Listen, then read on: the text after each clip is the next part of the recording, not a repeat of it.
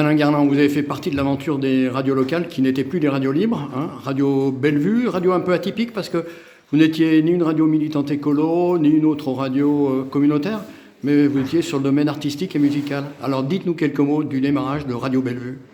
Nous, on a attendu que Mitterrand soit élu parce qu'il avait promis de libéraliser les ondes. Voilà, on est allé acheter un émetteur en Italie et le 10 mai 81 ou le 2 juin, je ne sais plus exactement, on a démarré, on a installé une antenne sur un toit. C'était où ? C'était dans le 7e arrondissement de Lyon, au-dessus de notre lieu de travail, parce que nous on avait un lieu depuis 1978 qui était un lieu d'artiste dans le 7e arrondissement, underground, un lieu un peu radicalement décalé sur le plan esthétique, très rock, très culture rock, pas rock forcément dans l'appellation habituelle d'un type de musique, mais pop musique, rock musique et surtout toute la scène de la recherche artistique. Tu étais très vivante à Lyon à ce moment-là. Hein. Oui, il y avait un symposium d'art performance auquel on a participé plusieurs fois. On a accueilli des artistes d'un peu partout dans le monde.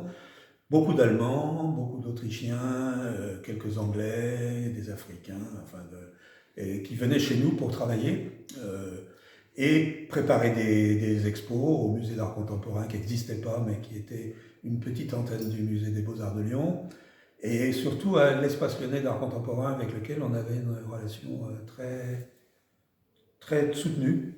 Voilà. Et donc la radio s'inscrivait dans ce système-là. Une radio qui correspondait un petit peu, comme je parlais des radios militantes, à cette volonté d'expression de choses, de sujets qu'on n'entendait pas sur la radio du service public qui était le monopole. Si on prend que sur le plan musical, on ne trouvait pas à Lyon, ou très difficilement les disques que les fans de tel ou tel courant musical recherchaient, punk ou garage, etc. Et donc il fallait aller à Londres pour écouter ça, et à Londres il y avait des radios pirates, elles étaient surtout d'ailleurs entre la France et l'Angleterre, entre l'Angleterre et la France, Radio Caroline, sur des bateaux. Donc on s'est inspiré de cette mouvance, de ce mouvement de contestation du monopole. C'était le monopole qui posait problème.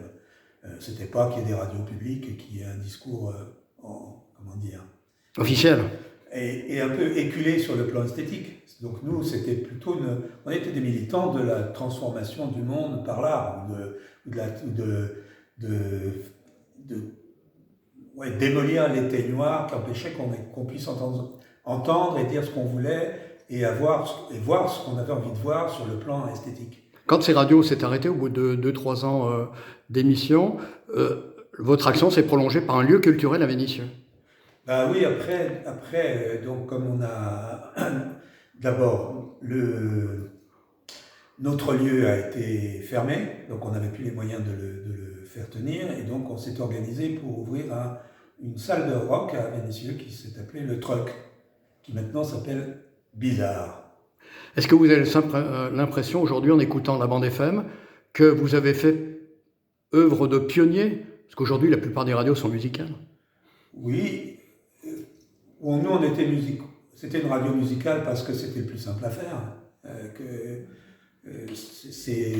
Faire le DJ, c'est pas extrêmement compliqué quand on sait choisir ses disques. Après, c'est une question technique, mais qui n'est pas insurmontable.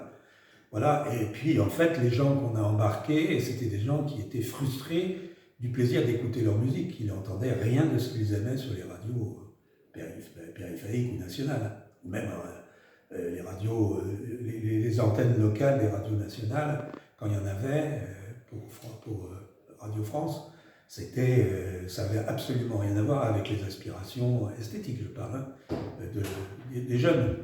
Donc, oui, on était des militants, pas du tout des militants politiques, mais des militants artistiques. Voilà. En 2 mots, en 2 phrases, vous gardez un bon souvenir de cette aventure?